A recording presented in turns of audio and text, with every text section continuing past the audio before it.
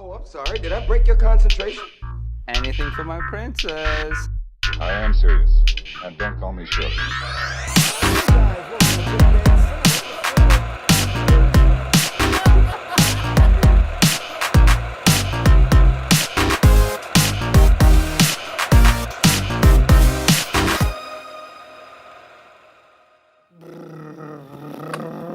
Hey guys, how you guys doing? Welcome to Big Bang Cinema. My name is Isaac the Flourishing Anderson. I am Tyler, I don't know what my name is this week, Keen. Oh, how disappointing that was. Very disappointing. That is my name. Anyway guys, this is a movie show where we talk about movie news Movie reviews. and everything in between. You were almost late. I was very concerned. Anyway, on the other side of the camera, who do we have? Why don't we let him introduce himself? I'm Chris. You may recognize me from Game On, your source for game music, news, reviews, and remixes every Thursday from 1 to 2 on 89.1 FM. Well, say when they recognize your voice to your face, which one is it? I voice. recognize him because Yeah. he's the face I see in my dreams every night. That's creepy. It's is. true. But anyway, guys, thank you so much for watching. Let's go ahead and get right into our movie news. Tyler, what we got up first? Oh, first we got the Child's Play reboot. Chucky is back again. Yeah, Chucky's back again. Oh So- my gosh! I hope this. Well, that wasn't really necessarily funny, but it's just funny whenever someone's like, "It's back again." Like Because it's the more. well, that's the more of movies because he keeps coming back and coming back and coming. And got to where he's just comedy films. Yeah, well, I mean, I'm cool with it, but this is like a proper reboot. It's not a sequel. This is going to be like just the first Child's Play movie again. So they just released this photo of Chucky. Apparently, people are really mad about this look of Chucky. I don't get it. He looks like a creepy doll. What's wrong with him? You know, Like Goosebumps. it kind of looks like Goosebumps. Goosebumps. I don't know. I'm not huge on the on the Child's Play movies and everything. Me neither. After the second one, I'm like, this series sucks. Well, I mean, it's a very simple premise to these movies. It's kind of like the Terminator or Alien or something like that. It's like, you know, a evil doll tries to kill the child, you know, or the Well, you know, serial killer possessed. yeah, or an alien is stuck on a cargo ship with a bunch of space rednecks or whatever, you know. It's like these kind of simple premises don't need to be stretched out too much. Granted, you can do things that kind of go out of the box and everything, but you're still sticking with a very simple premise. And the big problem with these movies is like not specifically Child Play movies, but these kind of very simple premise movies. They try to overcomplicate it and they try to add way too much stuff in there when it's just like it needs to just be a really tight focused movie, which we don't really see a whole lot anymore. But I don't know. What do you think about that? The way I feel about it is if you do reboot a original horror film, don't do the same thing you had the first time. Update it, change it. Don't give the same. Mix the premise up a little bit. I mean, have the same character, but don't give them the same more. Make it something no one is expecting. Yeah, and I kind of again keep it simple. This does not need to have 17 other plot lines and be 3 hours long. It just does. It's an hour and 30-minute movie tops. And I'm kind of like you. I want to see a different take on the premise. But I don't know how you would do that because the whole thing is killer doll going to attack somebody. I imagine it's going to be the first movie again. Like I said at the beginning of the thing. I don't know. But as far as the way it looks, I don't care how it looks as long as the movie's good. As long as the movie's good. I know. Chris, have you ever seen Child's Play? Have you ever heard of Chucky? I have heard of Chucky, but I've never seen Not Child Play. not Chuck E. Cheese, not the rat one, but the killer I know what you meant. All right. I've heard of Chucky. All right. Get over yourself. Well, Speaking of getting over yourself, Joaquin Phoenix just had a little video of him released of him as the Joker. Now, this video clip came right on the tail of the official photo being released of the Joker, aka Joaquin Phoenix's face that looks a little bit more weathered than it normally does. But they released this test footage out recently. what do you think about it? I personally, well, the way it looks, I really love his makeup. I love the way it's kind of a throwback to the Jack Nicholson one. It's got a little bit of like a little unhinged Heath Ledgerish to it. I hope he takes it in his own place, not stupid tattoo, muscly Jared Leto-ish. Yeah, because I don't ever want to see that again. Yeah, I don't want to see it again. in my life. Chris, Chris, what'd you think about that Joker? Jared Leto? I wasn't feeling it either. Yeah, I don't think anybody was it feeling wasn't great. It was not good. Absolutely true, Chris. It was not that great. Well, it's we have a name for this in the industry. It's called It Sucked. yeah, But yeah, that is true. but Yeah, that's a good one. as far as this one goes, yeah, the look is something I definitely dig. Joaquin Phoenix is such a brilliant actor that I'm super, super pumped to see where he takes us. But the big problem with this is, and I talked to Chris about this a little bit earlier, is that there's too much about this coming up all around the same time. It's like these guys planned on trying to get this stuff to come out all at the same time. It's just, it reeks, it's like what every woman tells me about my compliments. There's too much of them, and they reek of desperation. Yes. You know? That is true. They are pretty desperate. But the way I feel about it, another problem is I feel it's so disorganized what they're doing. I mean, are they going to push multiple versions of all the characters in films, and everybody's confused? Like, where does this take place? What's going on here? I mean, I got a feeling it's going to be a confusion among the general audience. Yeah, I feel like it's a big thing for me that I think, I'm like you, the confusion's definitely going to sit in. I don't know if this is just a gateway in the trying to getting Jared Leto out to see, like they're testing the waters to see if they can replace him with Joaquin Phoenix, which I don't know how they would do that because this takes place in the late 80s. But I wouldn't be very sad if that were to happen. But yeah, they're having two separate Joker universes that don't have anything to do with each other. And they're going to have a Jared Leto movie too, I think. And the Batman, that has nothing to do with that. Yeah, but I don't think that one's going to happen anymore. That's not been happening for a long time. But overall, looks cool. Joaquin Phoenix is really awesome. Todd Phillips, the director, I'm really excited to see his take on it. But too much, too fast, too furious. Please slow down on this. Let the surprise be the surprise, because I'm tired of seeing something every week. Because I've pretty much seen the whole movie by a month before the movie comes out. I don't That want was a that lot to of happen. S's you just said. Yeah, it was. So next up, we got The Kingsman 3 is confirmed, returning Matthew Vaughn as director. Supposedly, this is going to be the final chapter in the Kingsman trilogy. Well, yeah, he's also writing it too. So, Oh, yeah, he's if you don't- right. If you don't know who Matthew Vaughn is, Matthew Vaughn's the guy that wrote the first two and directed the first two. And Mark Miller, I heard, is on as consulting too, because Mark Miller is the creator of the original Kingsman. Yeah, and I think he's been on all of them, hasn't he? Yeah, he's consulting all of them. So, what do you think about this? I'm up for it. I hope it's going to be a little different than the second one was, because I felt like the second one was the first one. Yeah, and when this news came out, I really thought that too. I think that we're going to get, it's kind of a, take out, put something in. It's kind of just like fill in the blanks. They have they got a structure they can put things in, and they're just going to fill in the blanks with different elements of it. But it's going to be the same thing, really. I mean, it's the same in the first one. You think about it, guy trusted, betrayed, kill at the end. Yeah, that's what I'm getting at.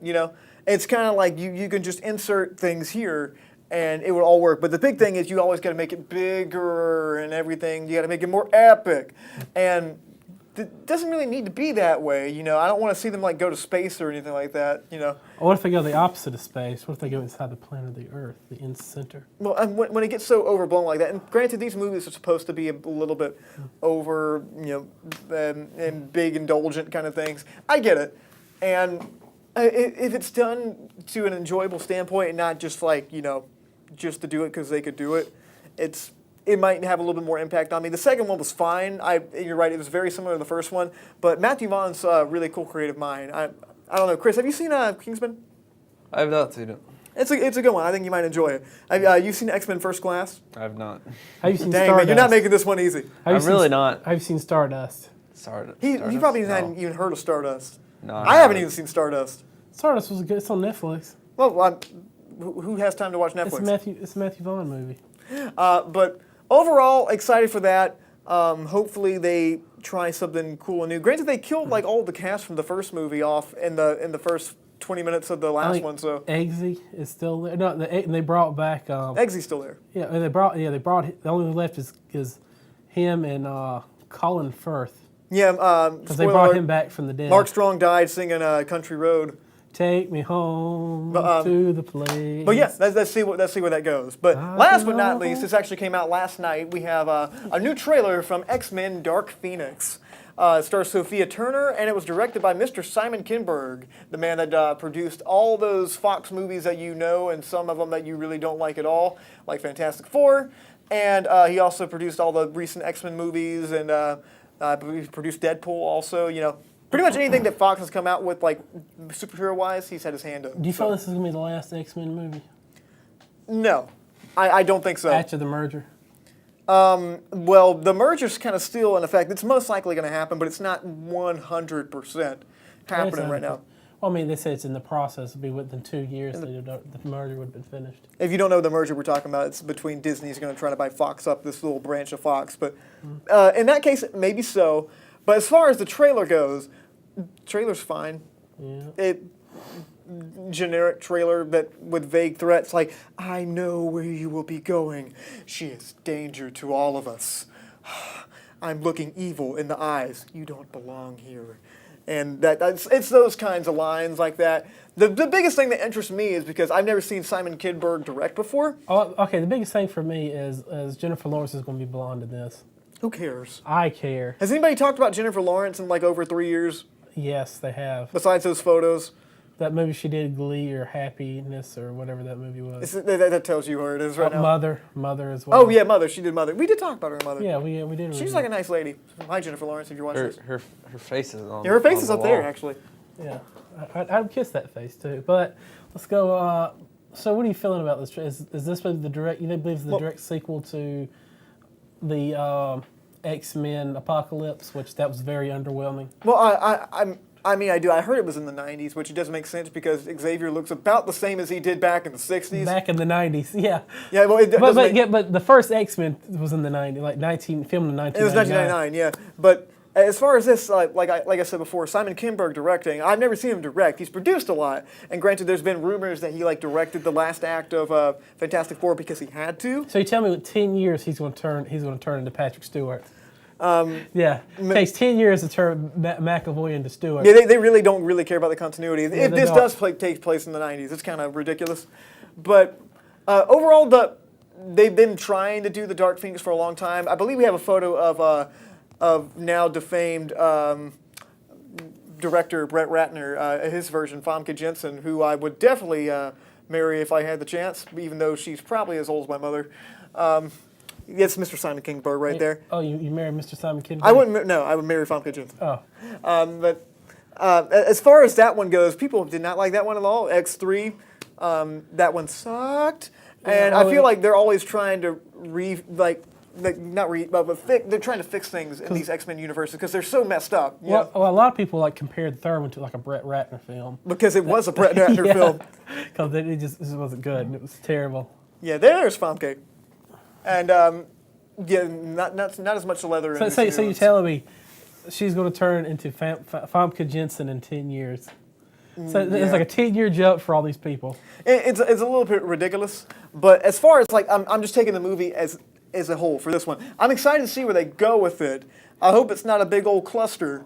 Cluster what? Nuggets and peanuts? People know what I'm talking about. Like X-Men Apocalypse was, where it's just like 50 different things happening. I hope they don't throw things in there just to set up other things. And they wasted a very good actor in that film. Just let it be the movie. We always get focused on world building in these. I really want to see just this movie, and I want to see it done in a really interesting and engaging way. So it was also delayed for a long time too, so I don't know why that was. What I heard is supposed to be the most epic time freeze scene is going to happen in this too. So they're up in Quicksilver's last. Just leave that alone. It was cool the first time you did it. The second time you did it is okay. That's the thing. It's still going. But anyway, guys, Chris, you have anything to add on this?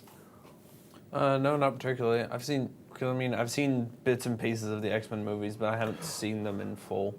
We'll see this. We'll get you to review this one with us What because I want to we're see going to do an objective after perspective. this comes out, we're going to watch them all in chronological order by when they're supposed to happen. How does that sound? Starting with X-Men Origins Wolverine. Please don't do that. Actually, that one's hilarious. But guys, thank you so much for watching so far. If you have any comments that you want to leave us, you can leave a comment at facebook.com/studio67ncc. .edu.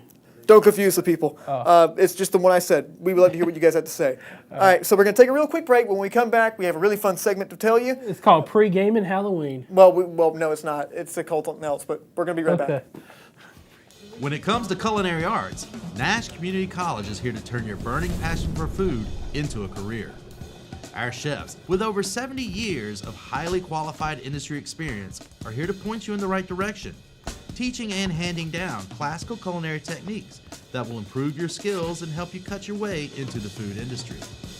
Gain invaluable experience, vital to cooking and preparing delicious food, served in a personal and creative environment. To learn more about the Culinary Arts program, visit nashcc.edu.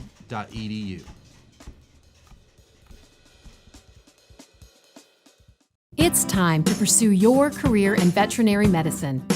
Nash Community College now offers an Associate in Applied Science degree in Veterinary Medical Technology. This is your chance to become a registered vet tech and work with a variety of animals. Learn about radiology, client education, animal wellness, treatment, laboratory techniques, anesthesia, and more. Now accepting applications. Call 252-451-8390 or visit nashcc.edu/VMT today. Hot. Guys, how are you guys doing? This is Isaac Anderson. I am Tyler, the Welcome. Itis Keen. All right, welcome back to Big Bang Cinema. So, right before the break, we told you we had a really fun segment. It's called Pre-Gaming Halloween. Well, let's set it up real quick, okay? Oh. So Halloween's coming up, What? and it's not really. We're getting to the swing of things, but we thought we might tell you a few movies you need to watch before Halloween. And we have some very good ones too. And it's a lot of them probably not have been seen before. Some you might have. I feel like they've seen some of these. Other ones I've definitely never seen, never even heard of some of these. Oh, really? So yeah, some of our personal favorites. See, we're not saying these are the best ever made. We're just saying we love these the most. Yeah, So- just check them out. So Tyler, why don't you go ahead and start us out? The first one I got, Ouija 2. Ouija 1, if I can remember, it's the movie based off the psychic demon-worshipping calling board game. And the first one was absolutely terrible. I would have to say, like, it was one of the worst movies ever made. And then Fisher Bradley makes the board games, fired everyone, kept the same production company, hired a whole new crew back in, and they hired Mike Flanagan to direct the second film, and you have this one. This one, I have to say, is I can't believe a movie can improve this much between to a sequel. This one, I would give, the first one I give it a 1 out of 10. This one I give about a 9 out of 10. I just can't, it's even sitting high on Rotten Tomatoes. It's 80% more than the first one was. That's a pretty high jump. Yes. And Is it really that good? It is. It's a shoestring budget, but it was terrifying. There was a lot of atmosphere building here, and our performance from the actors were incredible. The effects were off and on, but it was a cheap budget. But to me, a good horror director, it doesn't matter the budget, can make a good film of what he's got, and that's exactly what Mike Flanagan did. Exactly, and I think that ties into the one I'm going to be able to say right now, which is one of my personal favorite horror movies of all time. This is called Evil Dead 2. Dead by Dawn. Dead by Dawn. Evil Dead 2 was directed by Sam Raimi back, I believe it was the late 80s or mid 80s or something like that. It was early 80s, and if that name rings any bells, he is responsible for the Spider-Man trilogy. Yeah. So Bruce Campbell, yeah, he is for the Spider-Man trilogy, and that's kind of like, this is why he got the job. You can see the influence from Evil Dead 2 in Spider-Man. But anyway, this stars Bruce Campbell, this guy right there that you're looking at on the screen, as a man named Ash, and he goes to a cabin with his girlfriend, turns on a tape machine that's playing an ancient ritual that brings something in the forest that's evil out, and it's a bunch of silly stuff that happens. Now, the reason I love this movie so much, I think it's great to watch right before Halloween. It doesn't take itself seriously. Well, obviously there's an Evil Dead 1, which was done on an extreme shoestring budget. It was a very DIY, like kind of punk rock film. And when they made the second one, they couldn't get the rights to the first one. They already sold they gave the rights away. So this is why the second one doesn't have anything to do with the first one. But they do have a retcon a little bit at the beginning, like happened previously, but it really doesn't happen. It's nothing like the first movie at all. Yeah. It ends kind of the same way. But this one, they go all out kind of silly in this one. And that's kind of why I like it so much. It's still some terrifying imagery and some great effects and whatnot. But just in the creativity and the shots, the Bruce Campbell's performance, it's just a really fun movie to watch, but it's also kind of like creepy and weird to watch too. But you laugh, you get scared, and Bruce Campbell's just so great as Ash. And Army of Dark, it leads right into Army of Darkness too, which is probably the weakest out of all of them. But this one's definitely one of my favorites. I watch it anytime I see it on because it's so enjoyable. Oh my gosh, yeah, especially the part with the moose head.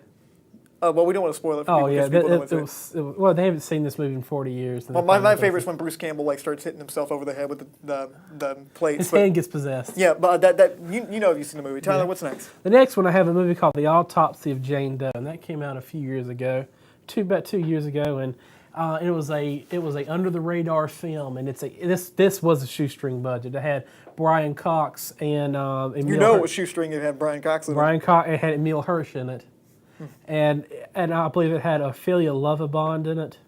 Was she the body? No, he was the fiance. And this movie, there's not a lot of, just very little jump scares to it. Most of this movie is built up as atmospheric terror. So and it is good. I mean, the whole time before even something scary happens, you're like, oh my gosh, something's about to happen. Nothing happens, and you keep thinking something's about to happen. Nothing happens, and then it just lets loose in the middle of the movie. I mean, and you're already terrified. I mean, you're already scared because it's about a morgue, and they're by herself, so it's already has a creepy setting to it as well. So it's just horrifying, and then there's the big mystery about what's wrong with the body, and the body, their findings doesn't add up to what they found at the crime scene, and it's truly like a horrifying mystery. Ooh, just like my dating life. Yeah, that's a good one. I got to check that out. Actually, it looks really cool. But this one, pretty much every one of you have seen or know about. This is one of my personal favorite movies of all time, but it's also a great one to watch around Halloween because so many people dress up as these people as Halloween. It's Ghostbusters. Dun, dun, dun, dun, dun, dun, dun, dun. Then not anything close to the actual song, but at least we're not going to get pulled down for copyright. Dun, dun, dun. But anyway, Ghostbusters is just such a fun movie. Stars Dan Aykroyd, Bill Murray, and it's also Harold Ramis. Yeah, Harold Ramis. And Ernie Hudson's kind of in there too. Yeah. They crop him out in the VHS version, if you see, at one point. But Ghostbusters is such a great one to watch around Halloween, just because it kind of has the same spirit of Halloween, just kind of like this fun tone to the movie, and dressing up, and that obviously they dress up like And in a lot the of costumes. humor. Yeah, the humor is great. The ghost is kind of spooky and everything. It's not really scary, but like it's got some creepy imagery if you're kind of young and you're watching this too. But it's also like it's absolutely hilarious, and it's absolutely you see something every single time you watch it, like something a little bit different. Perfect comedic timing and everything. Oh, and Bill Murray's insults in this film. It's also a great costume to wear during Halloween too. It is a pretty good one, and I'd say Bill Murray was top notch in his insults in this movie. Oh yeah, and you can just tell he didn't care what was going on. He did not care. And Dan Aykroyd thinks that these things are real, like the actual ghosts in the movie are very real. So he had a completely different vision of it, and so those two came together. Also Harold Ramis. I believe he wrote. Did he write it? Harold Ramis wrote it with Irving. What's the guy's name? Washington Irving. What was it? Washington Irving. No, it's yes. not Washington Irving. It's Washington Irving. Oh my goodness, I can't think of it. Ivan Reitman. That's it. It's Ivan Reitman. Ivan Reitman wrote it too, but Dan Aykroyd also wrote it. Yes. But yeah, awesome movie to watch around Halloween. Awesome movie to watch anytime. But Chris, you got one. You might have one of the best ones of them all. I do have one. That is The Nightmare Before Christmas. So, first things first. A lot of people are going to say, well, maybe you should watch it around Christmas, maybe you should watch it around Halloween. Why not just do both? Yeah. Why not have this movie as a movie you can enjoy 2 times during the year? Exactly. So It's not like just Die once. Hard where you have to watch it during Christmas. And you'd say it is a classic. Which I do have a question. Who directed Nightmare Before Christmas? Well, Isaac? It wasn't Tim Burton. Was not Tim Burton. it was not Tim Burton. It was Henry. It was not Selick. Tim. He produced it. Henry Selick. Yeah. It was Henry. Yeah. Yeah. See? Okay, continue. I knew Tim Burton didn't direct it. Yeah. but I told you that earlier, didn't I? Yeah. Well, yeah, you did tell me that earlier, but You knew that beforehand. But continue. Sorry to cut you off. Yeah. But yeah, it's just, like, obviously, when you're thinking about movies you want to watch around Halloween, you think about horror movies or stuff like that, but it's also nice to, like, sit down with a cutesy little family movie every once in a while and, just be able to relax with that. It's like, Tim Burton films. I mean, you could, the atmosphere is incredible. Oh, The yeah. stories are great, and you can watch it with the entire family, except Sleepy Hollow. Oh, yeah. Well, that movie puts me to sleep. No, because it's horrifying. Children cannot watch that. Also such a just well-made making movie. it funny, but okay. With the How stop do you motion sleep and through that everything, movie? it's just such a well-made movie. I mean, I'd say it's a landmark film, and I believe Tim Burton came with the store when he was at the store, and Halloween hadn't even got there yet. He said that's Halloween merchandise, Thanksgiving merchandise, and Christmas merchandise on the shelf. Yeah. So he Yeah, definitely yeah. had his hand looming on it, but Yeah, he wrote the story. Yeah, well, I mean, he helped come up with it. He didn't write the screenplay. But, Yeah, classic film. Good choice, Chris. okay. Well, you have another one that many people might not have seen. We're going to end on this one. What's the one you want It's to talk called about? It Follows.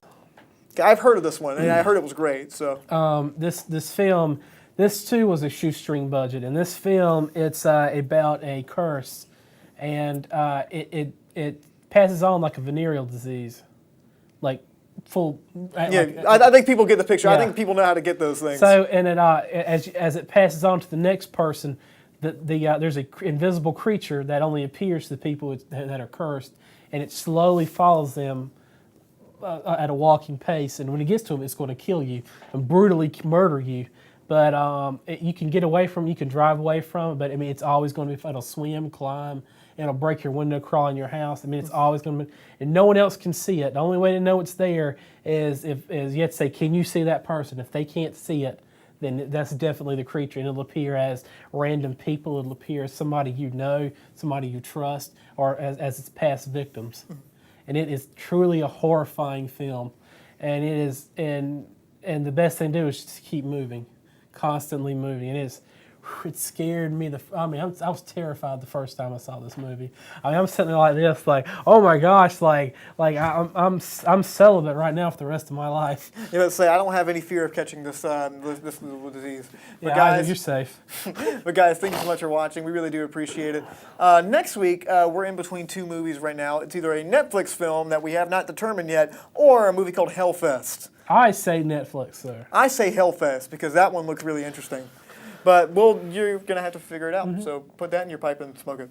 Guys, pipe and smoke it. thank you so much for watching. Chris, thank you so much for being here as always. We really do No problem. appreciate it. And make sure you tune in the Game On every single Thursday from 12 to 1. From 1 to 2. From 1 to 2. Sorry. Get it right. I'm very sorry. I listen after the fact. But guys, for real, if you have any comments to leave, you can leave them at facebook.com/Studio67NCC. Sorry about that, Chris.